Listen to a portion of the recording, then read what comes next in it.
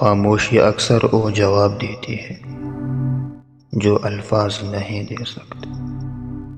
جو شخص دوسروں کو خوش رکھنے میں لگا رہتا ہے اکثر اندر سے سب سے زیادہ ٹوٹا ہوتا ہے۔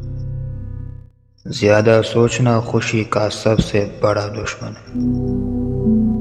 لوگ وہی سنتے ہیں جو وہ سننا چاہتے ہیں، نہ کہ جو آپ کہنا چاہتے ہیں۔ ہر وقت دوسروں کی فکر کرنا خود کو بھول جانے کا پہلا قدم ہوتا ہے۔ معاف کر دینا سکون دیتا ہے، مگر بھول جانا وقت مانگتا۔ جو شخص جلدی ناراض ہو جاتا ہے وہ اکثر دل کا بہت صاف ہوتا ہے۔ خود سے بات کرنا پاگل پن نہیں بلکہ ذہنی صحت کی علامات ہے۔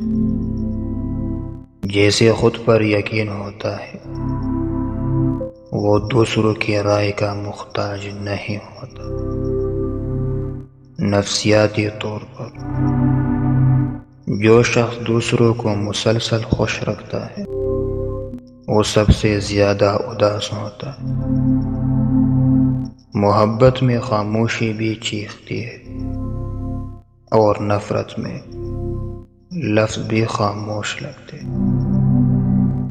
وقت کے ساتھ انسان نہیں چہرے بدلتے ہیں، اصل انسان تو اندر چھپا ہوتا ہے۔ زندگی میں سکون تب آتا ہے جب آپ خود کو دوسروں سے موازنہ کرنا چھوڑ دیتے۔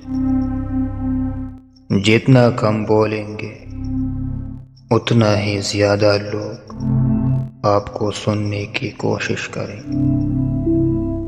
تنہائی کا احساس تب سب سے زیادہ ہوتا ہے جب آپ لوگوں کے درمیان ہوں۔